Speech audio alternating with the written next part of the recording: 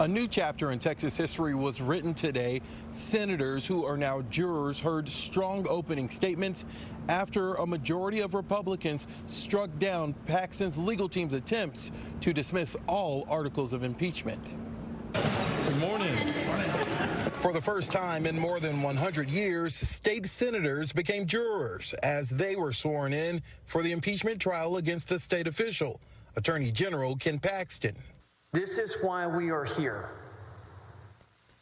The allegations in the articles reveal that the state's top lawyer engaged in conduct designed to advance the economic interests and legal positions of a friend and donor to the detriment of innocent Texans. Senators heard opening statements from State Representative Andrew Murr, the lead House impeachment manager prosecuting the case. Murr methodically delivered a rundown of the claims of bribery, abuse of power, and an alleged affair. It's unfair and it's wrong.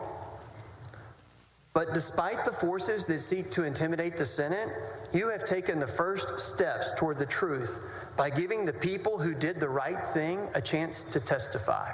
During opening statements from Paxton's defense team, Tony Busby said the gag order prevented them from defending their client in the court of public opinion.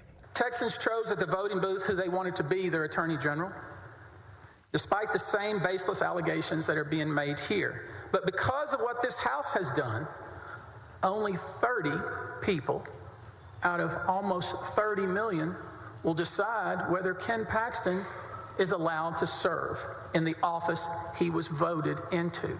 Busby claims the impeachment investigation was a planned attempt to take down Paxton by Republicans and Democrats who don't like him. Co-defense attorney Dan Cogdell echoed Busby, at times with a fiery defense of Paxton. Not one person, not one piece of evidence will you hear where they say lie, where Ken Paxton told him to lie, cheat, steal, shade, do whatever it takes. That didn't happen. That didn't happen. And yet here we sit with 31 of you, with 15 of us and 15 or more of them. Here we sit. When the allegation is it's corrupt, when the truth is, he said, go find the truth, for God's sakes. Prior to opening statements, the Senate spent hours on pretrial motions. Every motion by the Paxton team to dismiss some or all articles of impeachment was struck down by a majority of Republicans and all Democrats. A small group of about 6 to 8 Republicans sided with Paxton. Collin County Senator Angela Paxton cannot vote. Attorney General Paxton, please rise. All 20 articles of impeachment were read to Paxton.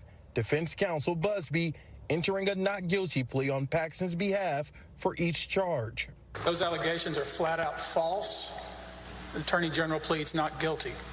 Before day one concluded, Jeff Mateer, Ken Paxton's former first Attorney General, his right-hand man who reported him to federal officials, was called as the first prosecution witness. Mateer says he became more and more concerned about Paxton's alleged interference with a case involving Nate Paul, a Paxton political donor. It was very troubling to me that the Attorney General would be willing to appear in Travis County District Court. Now, again, this is just the start. It was a slow start, but things sped up. That witness is expected to still be on the stand tomorrow. As you may notice, Ken Paxton did not himself enter the not guilty plea. His attorney did it for him, which was well within his right. He didn't have to. Yes, Stephen, it was a little, I don't know if it was strange, not to be honest, but it seems like we're not going to hear from Paxton at all based on the comments and the decisions earlier today. And then he did leave early, quite early, never came back. Does that mean anything? What's that all about? Will he be there going forward? Does he need to be there at all? Right. Well, one thing, it's important to note that Dan Patrick ruled that Ken Paxton is not compelled to testify, which is normal. No defendant is made to testify. Now, he did leave after the lunch break and did not return, and we might not see him tomorrow. The only legal, he had to be in there was to hear the articles read. He pled not guilty. His job is technically done, especially if he does not testify. So right now, he might not return until the conclusion or when he wants to, and it's totally, according to the rules, allowed by the Senate. Very good. Okay, Stephen Dial, live tonight in